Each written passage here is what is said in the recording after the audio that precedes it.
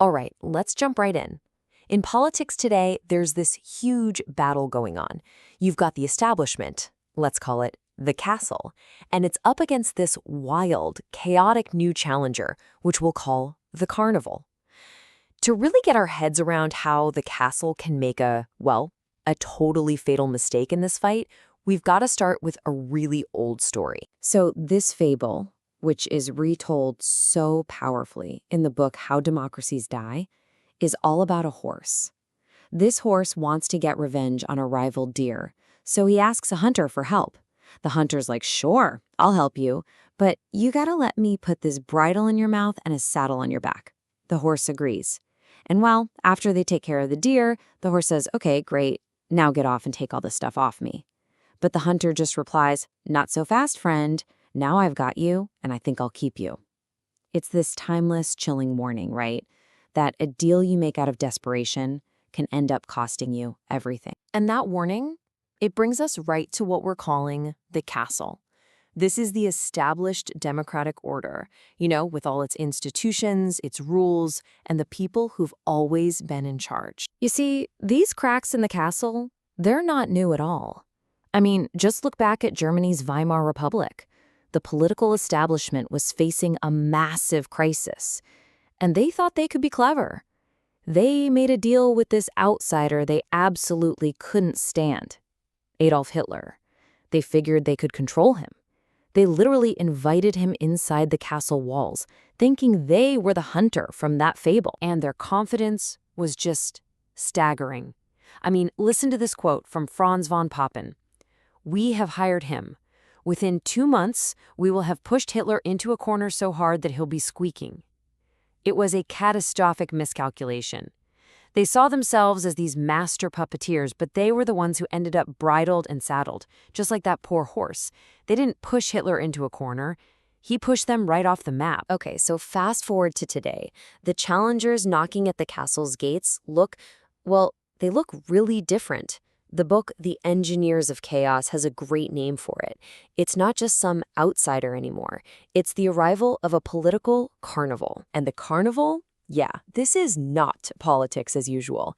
It's a place where everything gets turned upside down. A leader's mistakes? Oh, that's just raw authenticity. Being totally incompetent? Well, that just proves they're not one of the corrupt elites. All the old rules of logic of how you're supposed to act, they just get tossed right out the window, and people cheer for it. But here's the thing. This chaos, it looks completely random, but it's not. Not at all. Behind the curtain, it's all meticulously designed. And the designers, they're what the book calls the engineers of chaos.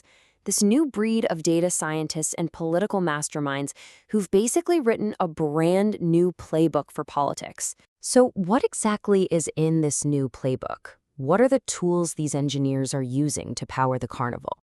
How does this whole thing actually work? Well, for one thing, this new playbook brings some serious science into the game. Take the Brexit campaign. The director of Vote Leave, Dominic Cummings, famously went out and hired a team of physicists. Yeah, physicists. They started applying scientific methods to politics, using big data to find all these voters that the traditional polls had completely missed.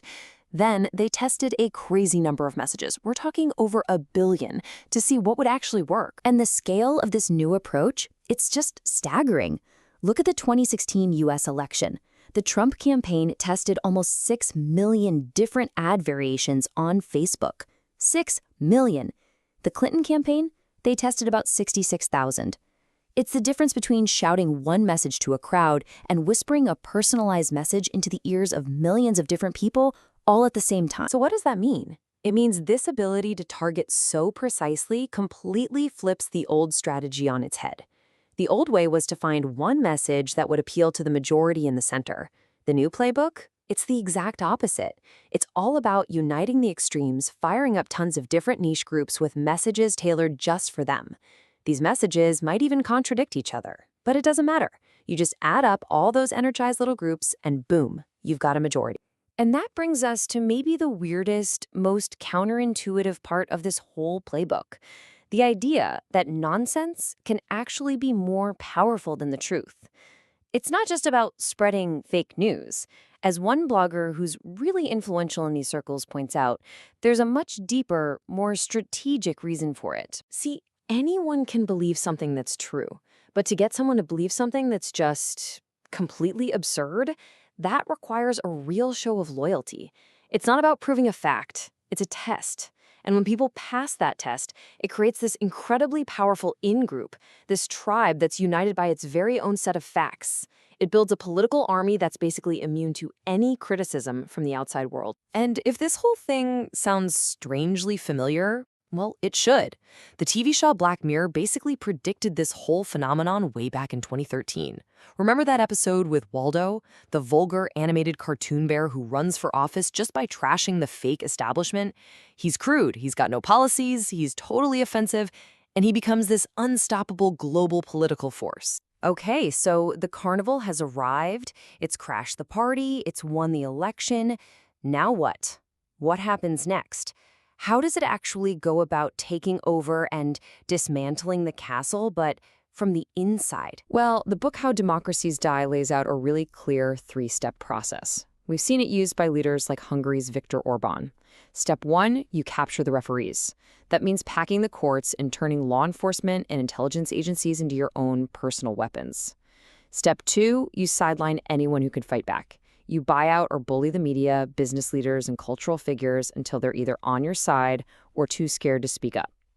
And finally, step 3, you change the rules of the game itself. You rewrite the Constitution, you rewrite electoral laws, all to make sure your party can never lose. And the scariest part? You do it all while keeping up the appearance of a totally normal democracy. So you put all of this together, and it leads to the ultimate and, frankly, the most unsettling consequence of this entire new era.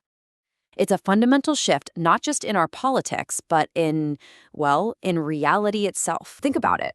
A functioning democracy, it needs a shared reality, right?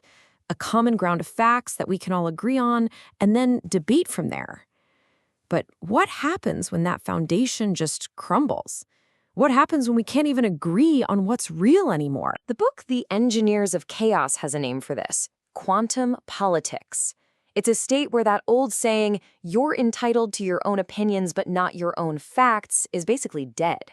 In our personalized algorithmic bubbles, we are each being served up our very own set of facts.